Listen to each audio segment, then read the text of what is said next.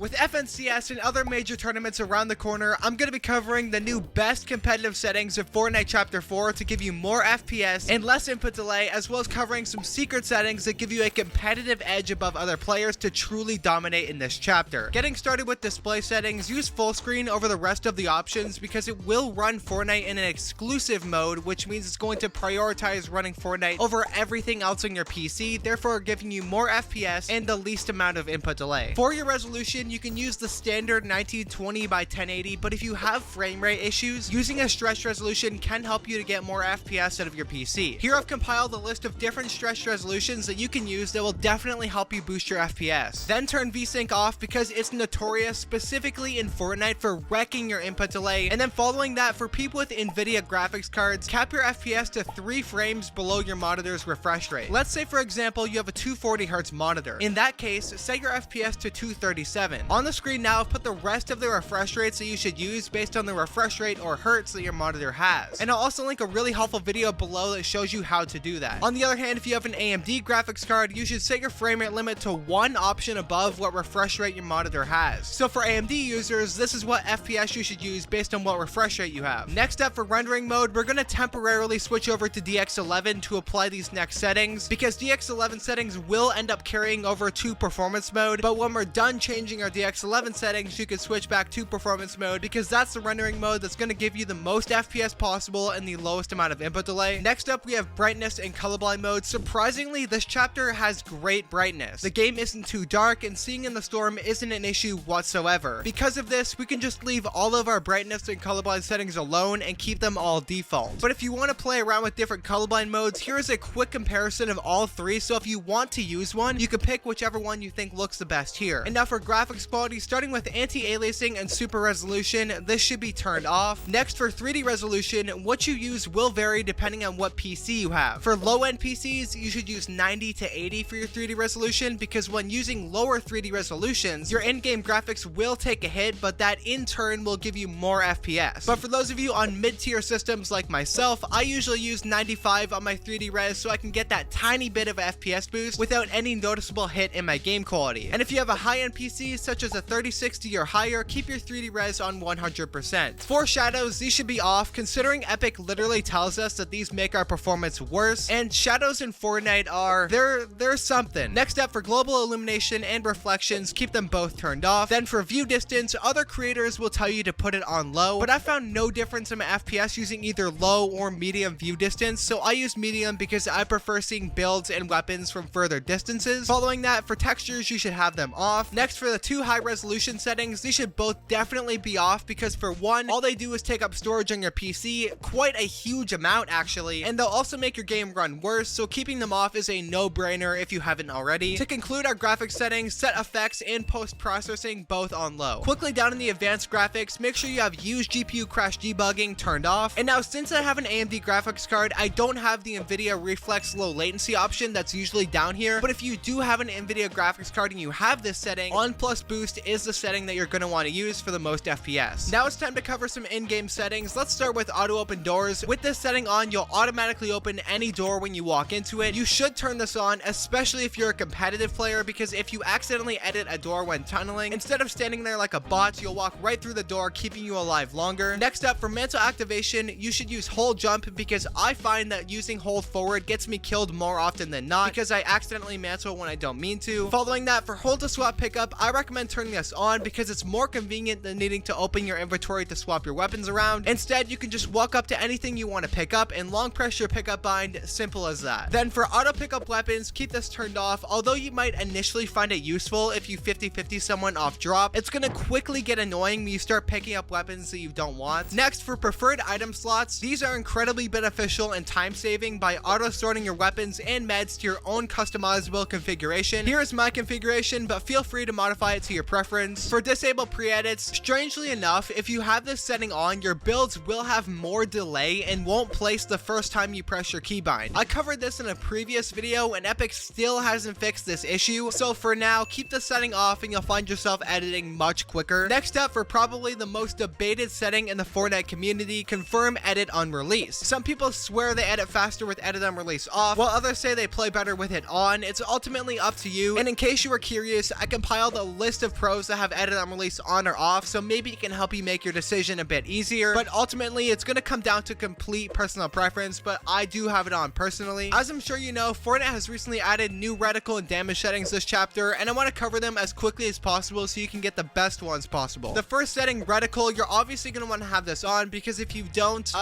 good luck. Then for the next setting, reticle ammo indicator, it gives you a small graphic showing you how much ammo is left in your clip, making it so you don't need to take your focus off what you're looking at just to see how much ammo is left in your clip, and because of that, I have it turned on, but it is totally personal preference. Brand new in chapter 4 are new damage numbers that I saw lots of people saying that they don't like, but let's quickly talk about them. The first option, cumulative, which accumulates all the damage you do to someone in rapid succession and adds it all up together so you don't need to do the mental math yourself. Then there's list, which is the old damage numbers, which lists the damage you do to someone one by one and doesn't accumulate the damage for you. I recommend using cumulative because it's easier to communicate how much damage you do, and it's easier on you because the game does the math for you. And then the second last setting, reticle damage feedback, turn this off because there's genuinely no reason to use it unless you like weird shapes getting in the way when you fight someone. And now the final setting, target type indicator. I'm gonna be straight up with you guys. I tried for at least 2 hours trying to figure out what the setting was, and I'm still confused. Like, I think it's this tiny red indicator, but if it's that hard to figure out what the setting even is, there's definitely no point in using it. Next up, let's talk about HUD scale, because the size of your HUD scale will change the size of your damage numbers, so it's important not to go too low or else you won't be able to see how much damage you do. So a good HUD scale to use is 85. The map isn't going to be too big or too small, and you can see your damage numbers perfectly. Now let's talk about sensitivity. This setting is entirely up to you, but I found a good range to aim for is 800 DPI, and then testing out between 6 to 10% X and Y and 30 to 45% on your target and scope. So here is my sensitivity if you want to use it as a starting point to trial and error a bunch of sensitivities within these ranges to find the perfect one for you and your playstyle. Next up, let's talk about double movement. So start by turning use custom diagonals on, and then you'll have 3 options: forward diagonal angle, a new strafe angle setting, and then finally backward diagonal angle. For forward angle, you should use 75. For your strafe angle, I leave mine at the default 90, and then for the backward angle, I use 135. And now you should have some of the best double movement settings in Fortnite, and they're absolutely amazing once you get used to them. Now let's quickly cover audio settings. For sound quality, keep it set to low. Then for visualized sound effects, you are going to be at a competitive disadvantage if you don't use this setting, because nearly every pro and content creator uses this setting. Because of the fact that you can see chests, reboot vans, and people walking, it's a no-brainer to use this setting for yourself. Now that's going to end off today's video, guys. If you found this video useful, please like and subscribe for more content like this regularly. And if you want to support me further, please use code Cozmos, as I'd really appreciate it. So with that being said, everyone, thank you so much for watching. Stay safe, and I'll see you all in the new year.